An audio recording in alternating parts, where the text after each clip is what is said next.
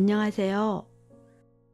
오늘은 요즘에 유행하는 전염병으로 인해 많은 사람들이 걱정을 하고 있어 생각난 책이 있어 이번 기회에 소개해 드리고자 합니다. 제가 이 책을 우연히 알게 된 것은 한 10여 년 전으로 그때도 제가 간간히 책들을 보며 마음 공부를 하고 있을 때였습니다. 그때 저랑 친하게 지내던 이웃 동생이 있었는데요. 그 동생의 남편분이 병에 걸리게 된 것입니다. 어느 날 그 동생네 집에 방문을 하였더니 이 책 20권이 배송이 되어 있었어요. 남편분은 공무원이었는데 그 병에 걸렸다는 소식에 아는 지인분께서 이 책 20권을 선물하신 것입니다. 친한 동생은 이 책을 무심코 책꽂이에 꽂아 두었는데 저는 이 책에 관심이 가서 한 권을 읽어보니 정말 마음에 와닿는 것이었어요. 그래서 저도 그날로 집에 와서 이 책을 주문하게 됩니다.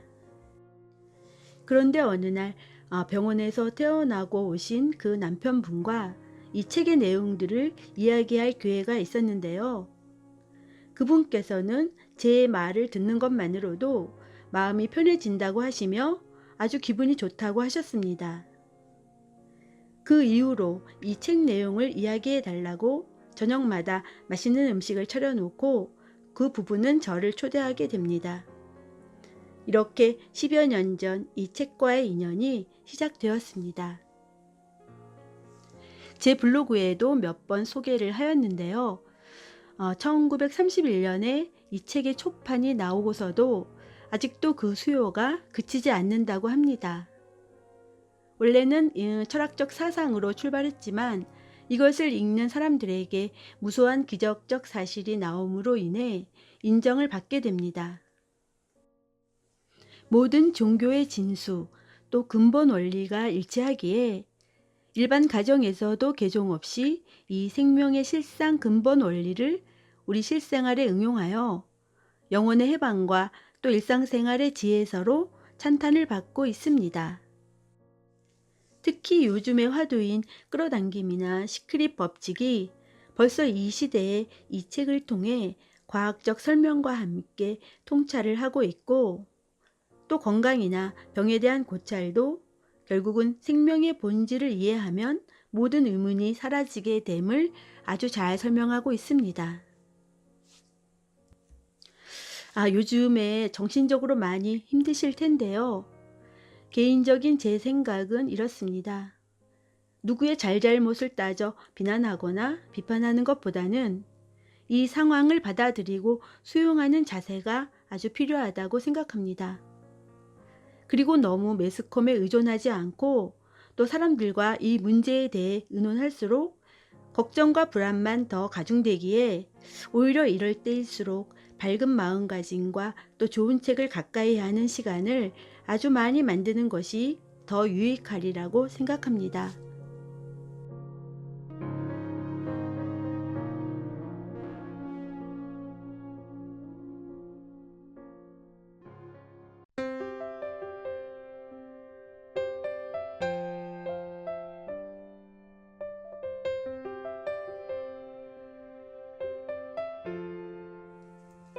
생명의 실상.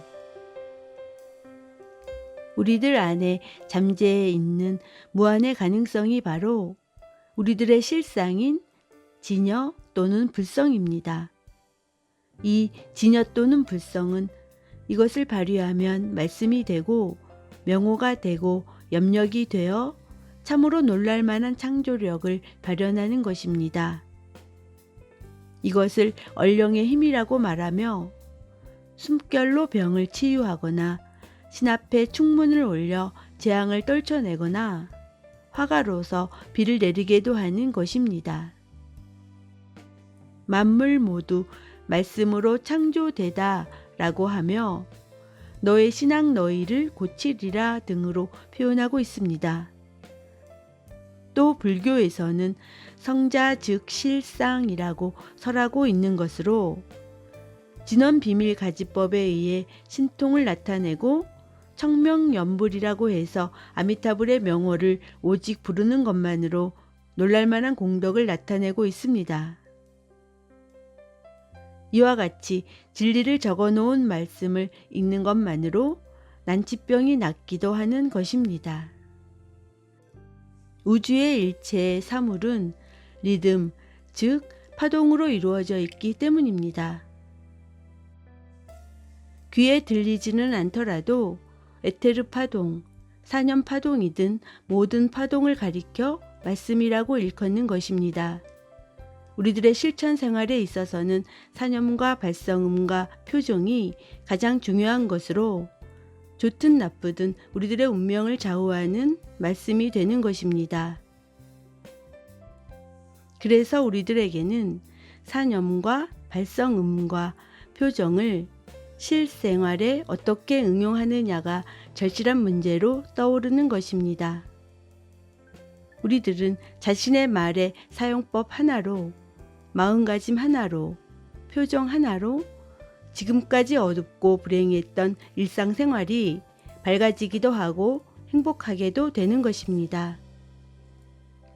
또 지금껏 병약했던 신체가 건강하게 되기도 하고 보통 사람 이상의 정력을 발휘할 수 있게도 되고 쇠퇴했던 운명이 개척되어져 서서히 뜻대로 전개되어 오는 것입니다. 여기서 서서히라고 말하는 이유는 시간을 초월한 마음의 세계에서는 말과 동시에 일체가 성취되지만 현상 세계에 있어서의 사물의 성취는 식물의 씨앗의 발화나 생장과 같이 시간이라는 요소가 필요하기 때문입니다.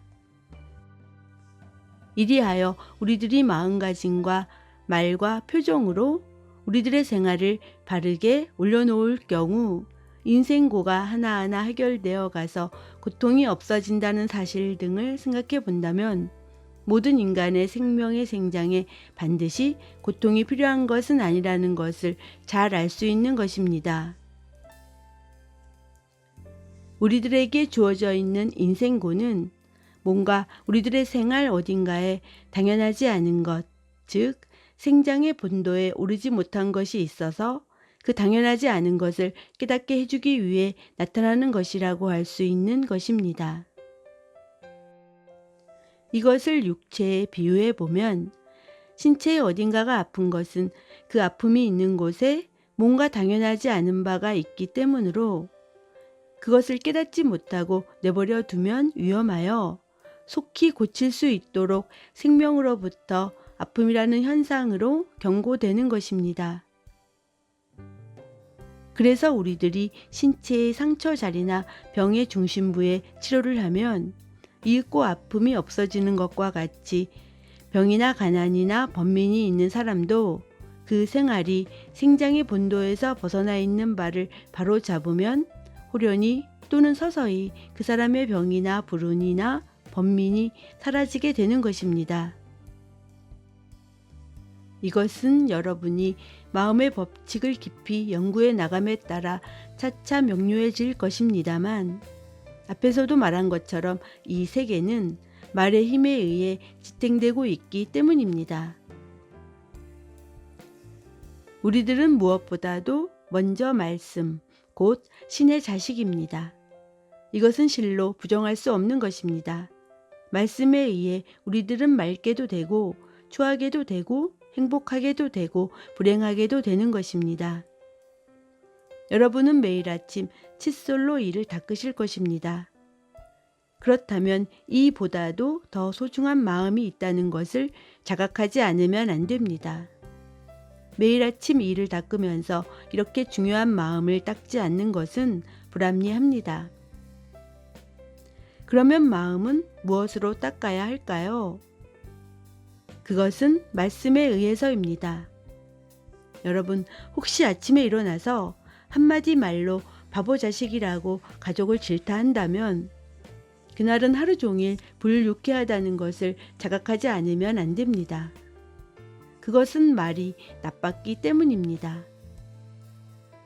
우리들이 자기의 인생을 행복하게 하고 가정을 밝게 하고 환경을 좋게 하고 운명을 개선하려고 생각한다면 매일 적어도 2, 3회는 그것을 위해 만들어진 좋고 밝은 말씀을 사용하여 마음이 맑아지도록 닦지 않으면 안 되는 것입니다. 그것은 실제로 우리들에게 있어서 식사를 하는 것보다도 한층 더 절실히 필요한 것입니다. 그것은 마음의 식사입니다. 마음이 좋은 말의 식사를 하고 마음을 행복하게 하면 육체는 건강하게 되고 운명은 좋아지는 것입니다. 세계는 지금 무서운 생존 경쟁과 계급 투쟁의 소용돌이 속으로 빠져들고 있습니다. 여러분은 자각하지 못하고 계실지 모릅니다만 우리들은 이 다툼의 세계에 살고 있는 이상 괴로움을 겪고 있는 인류의 두뇌로부터 방사되는 저주나 질투, 증오 등의 무서운 정신파동은 우리들의 마음에 감응해서 제군의 마음을 휘저어 어지럽히고야 말 것입니다. 이렇다 할 이유도 없이 화가 치밀고 초조하고 불쾌해서 견딜 수 없는 기분이 되거나 또 아무 이유도 없이 기분이 답답해지고 슬퍼지고 불행을 느낄 때가 있는 것입니다. 이것은 실로 딴 곳에서 방송된 불쾌한 감정 파동을 자기의 두뇌가 수신하고 있기 때문입니다. 사고와 감정은 일종의 라디오 파장과 같은 파동으로서 우리들의 두뇌는 그것에 감응하기 쉬운 수신기라는 것을 인류는 알 때가 올 것입니다. 실제 우리들은 이 무서운 저주와 괴로움과 비애의 감정 파동을 방지하는 방법을 강구하지 않으면 안 되는 긴급한 필요에 쫓기고 있는 것입니다. 많은 부유한 가정이 불행하거나 병자가 끊이지 않는 것은 무엇 때문일까요? 그것은 가난한 사람들에게서 발산되는 저주의 감정 파동의 지배하에 있기 때문입니다.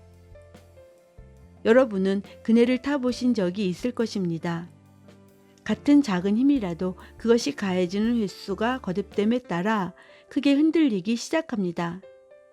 그러나 크게 흔들리기 이전에 또는 완전히 정지시키고 나서 흔든다면 그 그네는 별로 흔들리지 않습니다.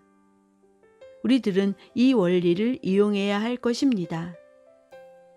저주나 비애나 증오의 감정 파동이 우리들의 두뇌에 감응해서 우리들을 다소나마 불쾌하게 했을 때에는 우리들은 즉시 좋은 말씀을 읽으면 되는 것입니다. 그러면 흔들리고 있는 우리의 감정의 그네는 그 자리에서 평정을 되찾게 됩니다. 우리들 감정 파동의 파장이 이미 그 저주의 감정 파동과는 맞지 않게 됩니다. 매일 이와 같은 일을 되풀이해서 계속하면 매일 아침 사랑과 평화와 행복의 마음이 가득 찰 것입니다. 우리들은 머지않아 마음이란 것이 쓰기에 따라서 비상한 강장제도 되고 포도주보다도 강한 흥분제로도 되는 것으로서 우리들의 마음을 바르게 해서 살 때에는 마음 그 자체가 영양제로 되어 물질적 약재는 결코 필요치 않다는 것을 알게 될 시대가 올 것이 틀림없습니다. 이것은 마음을 바르고 활기차게 하는 것, 마음을 조화롭게 해서 조금도 마찰이 일어나지 않는 상태에 두는 것, 밝은 사상, 친절한 사상, 사랑의 사상을 항상 마음에 가득 채워두는 것, 이것만으로도 좋은 것입니다. 빛이 가득 차 있는 곳에 암흑은 존재할 수 없는 것처럼 이와 같은 생명과 광명과 사랑의 사상을 마음에 가득 차게 할 때 그 반대의 것은 모두 파쇄되고 소멸되어서 존재할 수가 없게 되는 것입니다. 온종일 생활을 위해 노고하고 애를 태우며 흐트러졌던 마음도 자기 전 10분간의 수행에 의해 신의 사랑과 생명과 광명을 마음에 가득 채우면 괴로웠던 생각들의 운무는 후련히 사라지고 새로운 내일의 활력이 샘솟아 오릅니다. 이는 자성원만의 생명의 실상이 자각된 때문입니다.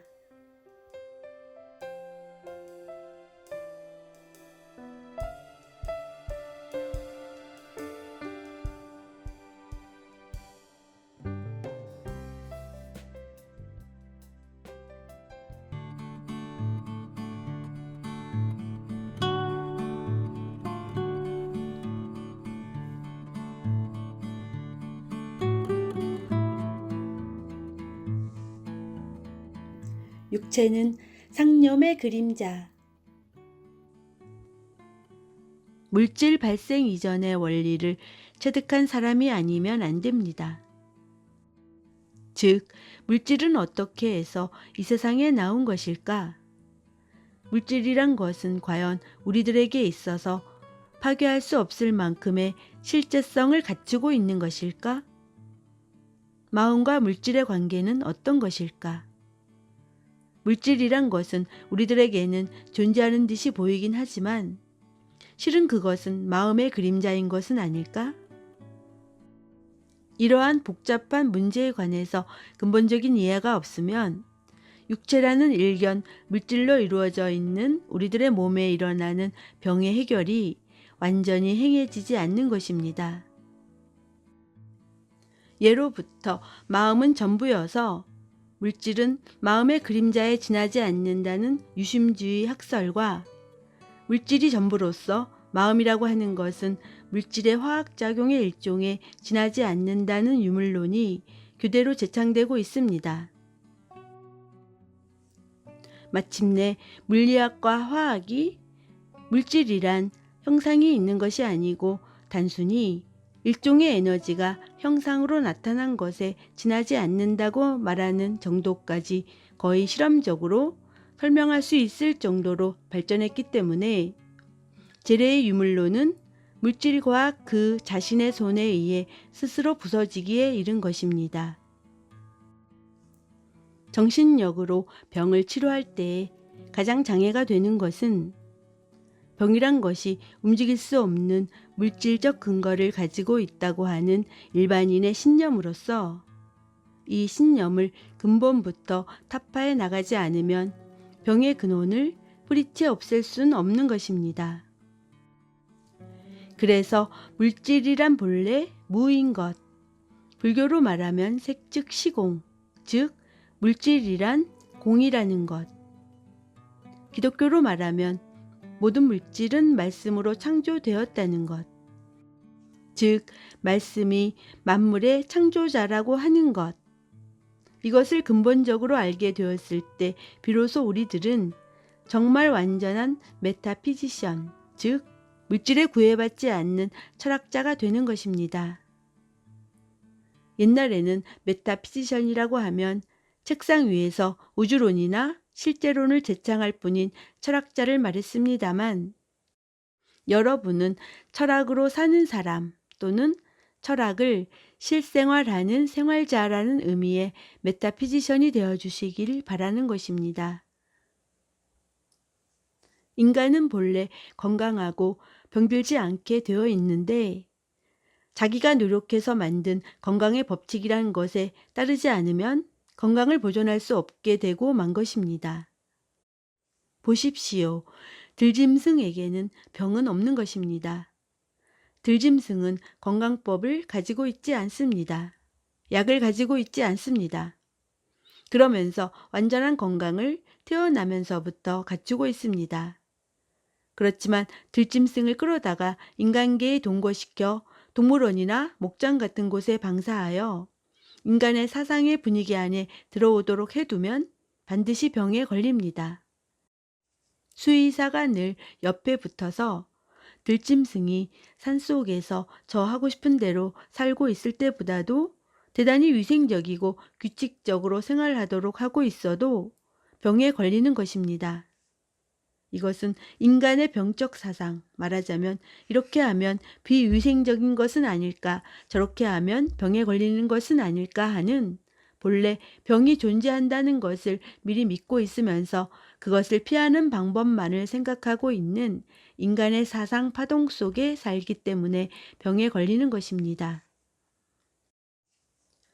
이 점에서 그리스도는 유례가 없이 뛰어난 생명주의자입니다. 그리스도는 단 한 번도 사람들에게 위생법이나 건강법을 권한 일이 없습니다. 그는 입버릇처럼 그대의 생활을 위해서 쓸데없는 걱정을 하지 말라. 무엇을 먹으며 무엇을 마실까 걱정하지 말라. 그대 육체에 무엇을 입을까 걱정하지 말라라고 하는 식으로 위생 때문에 마음을 번거롭게 하는 것에는 단연코 반대하고 있습니다. 생명을 지키는 것은 인간의 좀스러운 지혜로 가능한 것이 아니고 생명 그 자체의 자기 치유력이라는 것을 그리스도는 깨닫고 있었던 것입니다. 의학이 점점 발달해서 여러 가지 건강법이 헤아릴 수 없을 만큼 안출되고 그것에 의해 치유되거나 혹은 치유되는 듯이 보이는 병도 많이 있는데도 불구하고 병자의 수가 자꾸자꾸 늘어나고 있습니다.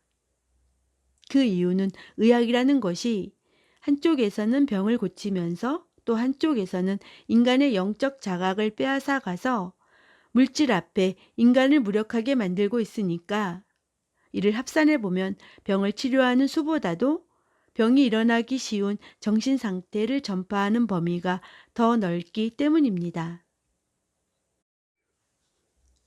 사람은 마음이며 물질은 마음에 그려놓은 상념이 형상으로 화한 것이니까 사람의 육체는 마음으로 생각하는 대로 되는 것입니다. 마음이 느끼고 일하고 또는 일하기를 그만두는 것으로서 위가 나쁘다든지 위가 소화불량이라고 하더라도 실은 위라는 물질이 나쁜 것이 아니고 위를 일하게 하고 있는 마음이 뭔가의 기회, 예를 들면 과식을 했다든가 배가 차가워졌다는 것을 느끼고 그래서는 소화가 나쁠 것이라고 생각해서 그 마음의 작용이 위의 활동을 둔하게 하고 소화액의 분비를 나쁘게 한 것입니다. 육체가 실제로 병들기에 앞서서 마음에 일어난 느낌이나 생각 같은 것이 먼저 병에 걸리고 육체의 활력을 멈추게 하는 것입니다. 예로부터 병이란 기를 병들게 하는 것이다 라고 하는 것은 이러한 의미입니다. 자기 생명의 영묘함의 자각. 이것은 불교로 말하면 정등각을 얻는 것이 되고 그리스도교로 말하면 신의 자식으로서의 자각을 얻는 것이 됩니다. 이 대자각에 도달하는 것이 모든 종교의 목적, 아니 인간의 궁극의 목적입니다. 이 대자각에 도달하면 자각한 정도만큼 우리들에게 깃들어 있는 생명력은 발현하는 것이니까 그리스도와 같이 사람의 병을 말씀 한마디로 고치기도 하고 석가와 같이 여러 가지 신통력을 발휘할 수 있게 되는 것입니다. 병은 진실로는 없지만 있는 듯이 보이는 미망입니다. 없는 것을 있다고 생각하고 있으니까 미망인 것입니다. 이 미망이라고 하는 심적 상태가 객관적으로 나타나와 비추어져 있는 것입니다.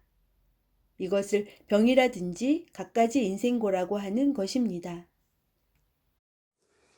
인간에게는 참 인간과 미망의 인간이라는 두 가지 상이 있습니다. 한편은 실제이지만 또 한편은 허망으로서 있는 듯이 보여도 그 실체는 존재하지 않습니다. 19세기 중엽쯤 미국의 켐비 박사라는 체면술에 매우 능한 분이 있었습니다. 그는 체면술로 여러 가지 실험을 하고 있는 중에 너무나 훌륭하게 체면술 실험을 할 수 있었기 때문에 이것을 병의 치료에 응용해 보자는 생각을 하기에 이른 것입니다. 더욱 이 생각은 켐비 자신이 당시 의술로서는 고칠 수 없는 병으로 여러 해 고통을 겪어왔고 그 병으로 언제 죽을지도 모른다고 생각하고 있었기 때문에 의술로 치료할 수 없는 병을 치료하는 방법이 있다면 즉각 해보고 싶다는 기분이 작용한 것이었습니다. 그래서 시험 삼아 여러 명의 환자에게 체면술을 실시하고 너는 신의 자식이니까 병은 없다 라는 암시를 주고 관찰했더니 대단히 좋은 성적으로 나아졌던 것입니다. 그런데 최면술이라는 방법은 상대를 잠들게 하고 나서 암시를 하는 것이니까 자기의 병을 치료하려면 자기를 스스로 잠들게 해놓고 나서 암시를 걸어야 하는데 그것은 불가능한 것이었습니다. 그래서 뭔가 좋은 방법은 없을까 하고 퀸비는 생각했습니다. 거기서 그는 최면술이라고 하는 것의 정수는 잠들게 하는 것에 있는 것이 아니고 암시, 즉 말의 힘의 응용에 있다는 것을 생각해낸 것입니다. 그 일에 그는 환자에게 최면술을 거는 일 없이 단순히 환자의 눈을 감게 하는 것만으로 암시, 즉 말에 의해 병의 관념을 제거하는 동시에 자기의 신성을 자각하도록 하고 인간은 신의 자식이니까 아무 것에도 지배되는 존재가 아니라는 강한 자각을 불어넣었던 것입니다. 이것은 최면술에서 보자면 일대 진보입니다. 최면술로 자기 자신 이외의 사람에게 지배되고 정복된다고 하는 나약성의 자각에서 출발해서 병이 나아지는 것이니까 한때는 병이 나아지더라도 이 나약성의 자각이 또 다음의 병을 일으키기 쉽게 하는 것입니다. 그런데 이번에 시작한 퀸비의 치료는 인간은 아무 것에도 지배되지 않는 신의 자식이다라고 하는 자각을 말씀으로 불어넣어 고치는 방법이기 때문에 인간의 나약성이라고 하는 방면은 완전히 부정되어 버리고 나아지기만 하면 점점 자신이 강해지고 더 건강해질 뿐 아니라 모든 방면으로 활동력을 뻗어 나가게 할 수 있는 근본적인 정신적 준비가 이루어지게 되는 것입니다. 퀸비 박사는 이 원리를 응용해서 자기 자신의 의학적 불치병을 근본적으로 치료함과 동시에 수백, 수천의 환자를 치유한 것입니다. 퀸비 박사를 방문해서 치료를 받은 환자 중에는 세계적으로 유명한 사람이 한 사람 있습니다. 그 사람은 메리 베이커 에디 부인으로 훗날 크리스천 사이언스의 창시자가 되었습니다. 그러면 이 퀸비 박사의 새 치료법은 어떻게 하는 것이냐 하면 매우 간단합니다. 박사의 의견에 따르면 병이라는 것은 미망의 한 양식으로서 그 주요 원인의 하나는 병은 물질적 원인으로 일어난다는 잘못된 관념의 유전이며 또 다른 하나는 뭔가 증상을 느끼면 금세 병에 걸렸다고 생각하는 일반인의 잘못된 상상에 기인하는 것이니까 병을 고치기 위해서는 병의 원인인 이 유전적인 미망을 제거하고 그 대신에 자기 본래의 면목, 즉 신의 자식이라고 하는 완전한 자각을 마음속에 바꾸어 놓도록 하면 된다는 것입니다. 그래서 실제적 방법으로서 퀸비 박사는 환자의 이마에 가볍게 손을 얹어 놓고 스스로 정신을 통일하고 다음과 같이 엄숙한 어조로 말하든가 염하는 것이었습니다. 성서에 말하지 않았는가? 신은 창조하신 모든 것을 보시기에 매우 좋더라고. 신은 인간을 신의 모습으로 만드시고 만물을 지배토록 하신 것이다. 그러니까 그대는 건강하고 온전하다. 한번 신으로 만드신 것은 어떤 힘을 가지고도 악으로 변하게 할 수는 없다. 한번 건전하게 만드신 그대는 어떠한 힘으로도 병으로 변화하는 일은 없다. 그대가 지금 병에 걸렸다고 하는 것은 허망한 미망이다. 미망을 떨쳐버려라. 지금도 여전히 그대가 건전하고 완전 원만하고 일체의 지배자라고 보고 계신다. 놀랄 만큼 삼엄한 어조가 박사의 입술을 통해서 환자의 귀에 퍼부어지면 소위 불치병이라고 했던 것도 금세 좋아져서 그리스도의 기적도 아마도 이루어졌을 것이라고 생각되었다고 합니다. 고막을 울린 퀸비의 삼엄한 이 진리의 말씀이 병을 고친 것은 조금도 불가사의한 것은 아닙니다. 본래 인간의 병을 신이 만드신 것이라면 인간이 어떠한 방법으로 치료하더라도 고쳐질 리 없는 것입니다. 간혹 인간이 어떠한 방법으로 병을 고칠 수 있는 것은 병이라고 하는 것을 만든 주인공이 신이 아니기 때문입니다. 그런데 우주 만물은 이론으로서 일체의 실제는 신에 의해 만들어진 것이니까 신에 의해 만들어지지 않은 것은 실제하지 않는 것입니다. 병이란 무의 별명이다라고 크리스천 사이언스의 창시자 에디 부인이 현명하게도 말씀하신 것은 진리입니다. 여기서 주목할 것은 퀸비 박사가 병을 치료할 때 쓴 말씀과 반야심경의 의의가 빈틈없이 부합하고 있다는 것입니다. 어느 것도 참 인간을 자각하라. 병 같은 것은 무의 별명이다 라고 말하고 있어 불교와 기독교는 여기서 완전히 일치하고 있는 것입니다. 불교에서는 병에 걸리면 대반야경을 독송해서 미망에서 벗어나게 하고 미망이 사라지면 장애가 제거되어 병이 나아지는 것입니다.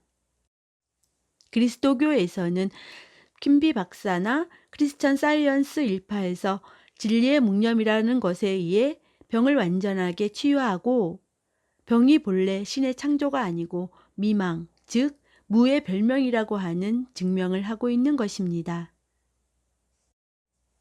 이처럼 어떤 종교에 있어서도 생명의 실상을 자각하는 것에 의해 병이나 기타의 재앙을 제거하는 것입니다. 그러니까 생명의 실상을 자각하는 방법이라면 반드시 어떤 종파의 방식을 따르지 않으면 안 된다고 하는 것은 아닙니다. 그래서 세계의 종교는 하나의 공통된 진리, 즉 생명의 실상은 완전 원만하다는 진리를 가리키고 있는 것으로서 전도자가 이 자각을 잃는 정도에 따라서 그 종교에 생명이 있느냐 없느냐가 갈라지게 되는 것입니다. 생명의 실상을 참으로 자각한 전도자가 가르침을 설교하면 어떤 종교라도 살아나고 생명의 실상을 자각하지 못한 전도자가 설교하면 아무리 훌륭한 종교라도 생명이 없어지는 것입니다. 그래서 퀸비 박사의 말의 힘으로 생명의 실상을 자각하게 되어서 병이 나아진다면 그와 똑같은 의미의 반야심경을 읽어서 병이 나아지지 않을 이유가 없는 것입니다. 개중에는 반야심경을 독송해서 병을 고치는 불교 신자가 없는 것은 아닙니다만 극소수입니다. 이것은 신뢰입니다만 반야의 지혜에 의해 실상을 진실로 이해하는 불도가 적기 때문입니다. 생명이란 대체 어떤 것인가 하는 진실을 알게 되면 스스로 자기를 고칠 수 있습니다. 병만이 아니고 환경이든 운명이든 스스로 고칠 수 있습니다. 고치는 것이 아니고 진리를 진실로 알게 될 때 저절로 나아지고 있는 것입니다. 말하자면 그리스도가 말한 진리가 너희를 자유롭게 할지니라 라고 한 것은 바로 이것입니다. 석가가 말한 대각을 얻으면 인연을 초월해 버린다 라고 하는 것도 바로 이것을 말한 것입니다. 진리를 안다는 것도 대각을 얻는다는 것도 필경은 자신의 생명의 본질, 즉 실상을 아는 것으로서 이것이 이루어지면 인연을 초월해서 완전한 자유를 얻게 되는 것입니다. 그런 사람은 인연을 초월하니까 물질적인 원인 결과에 속박되는 일이 결코 없게 됩니다. 자기의 생명은 신의 자식으로서 병에 걸릴 리가 없다. 그리고 물질에는 마음이 없으니까 아픔을 느낄 리가 없다. 아픔은 미망이다. 되풀이 외워보십시오. 틀림없이 낫습니다. 이토록 병은 쉽게 치료될 수 있는데 의학이 진보하고 여러 가지 물질적 약이 발명되는데도 오히려 병은 고쳐지지 않을 뿐 아니라 새로운 병이 속속 늘어나고 있는 것은 의학이 진보하면 할수록 생명은 신의 자식이다라고 하는 신념이 점점 더 희박해져 가기 때문입니다. 약물에 대한 신앙이 높아지면 생명에 대한 신앙, 자기의 신성의 자각은 점점 엷어지는 것으로서 이 둘은 결코 양립하지 않는 것입니다. 그러니까 될 수 있는 한 우리들은 약물 또는 기타의 물질적 방법에 의지하는 것을 버리고 생명의 영묘성을 자각하도록 노력해서 이것에 의해 생명, 그 자신의 힘을 발현시켜서 병을 고치도록 하는 것입니다. 마음의 작용은 실로 미묘한 것으로서 믿고 꼭 나아진다고 생각하면 여하한 치료법을 쓰든 또 어떤 약을 쓰든 간에 나아지는 것입니다. 육체가 아프다고 느끼는 것은 마음이 있어 아프다고 생각하니까 아픈 것으로서 마음이 없으면 아프다고 느끼지 않는 것입니다. 예를 들어 좀 뜨거운 물을 부으면 우리들의 피부는 빨개지고 나중에는 수포가 생깁니다. 그러나 시체에다 끓는 물을 부어도 빨갛게 되지도 않고 수포도 생기지 않습니다. 시체는 소위 마음이 없으니까 정말 펄펄 끓는 물 속에 넣어서 진짜로 물질적인 변화를 일으킬 만큼의 시간을 두고 끓이지 않으면 빛깔이 변하는 일이 없습니다. 그런데 살아있는 우리들은 약간의 끓는 물이 끼얹어져도 곧 피부색이 변하고 짓무르게 됩니다. 이것은 끓는 물을 뒤집어 썼으니 화상을 입을 것이 틀림없다. 피부가 빨갛게 되어 물집이 잡힐 것이 틀림없다는 우리들의 마음의 신앙이 육체의 모습이나 빛깔의 변화를 일으키게 하는 것입니다. 마음의 공포심이 생기면 어딘가에 틈이 생겨서 본래 같으면 자기가 상처 입을 일이 없는 상대로부터도 상처를 입게 되는 것입니다. 병의 괴로움을 추월하는 하나의 방법은 먼저 조용히 그 괴로움의 진상을 응시하는 것입니다. 육체의 일부가 아프면 조용히 그 아픔을 응시하는 것이 좋습니다. 구체적으로 말하자면 그 아픔, 괴로움을 잘 관찰해서 이것은 과연 이 육체가 아파하고 있는 것일까? 육체는 물질이니까 지성을 가질 수 없기 때문에 아프다고 느낄 수가 없다. 그렇다면 이 아프다고 느끼고 있는 것은 마음이다. 마음은 무형이니까 실질적으로 고장이 일어날 수가 없다. 실질적으로 고장이 없는데 아프다고 생각하는 것은 아프다는 꿈을 보고 있기 때문이다. 이런 식으로 육체의 아픔을 빠짐없이 관찰합니다.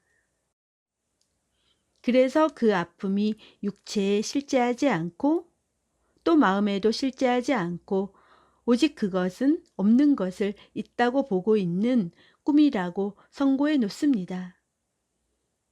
그리하여 다시 조용히 그 아픔을 응시하고 있으면 처음에는 그 아픔을 자기의 아픔이라고 생각하고 있었는데 점점 그것이 자기와 무관하게 보여지게 되고 아픔을 느끼고 있지만 그 아픔은 이미 자기의 아픔이 아님을 알게 되고 완전 원만한 자기라는 존재가 다른 곳에 있으면서 그 아픔을 제3자로서 보게 되어 마치 자기가 아픔이라는 라디오 방송을 제3자로서 듣고 있는 듯한 상태가 됩니다.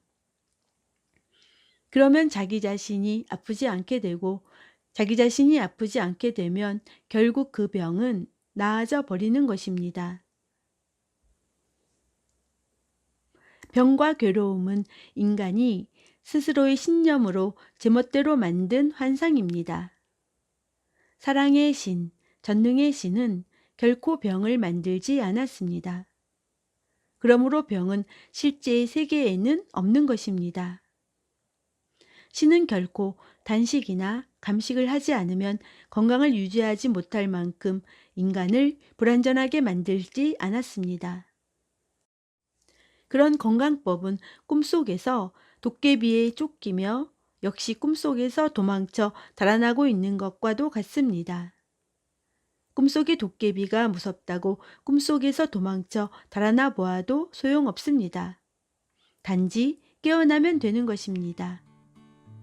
진리의 눈을 뜨면 모든 도깨비는 소멸됩니다. 결국 생명의 실상이 얼마나 완전한 것인가를 자각하면 진짜가 아닌 가짜의 병은 스스로 소멸되어서 인간은 건강하게 되는 것입니다.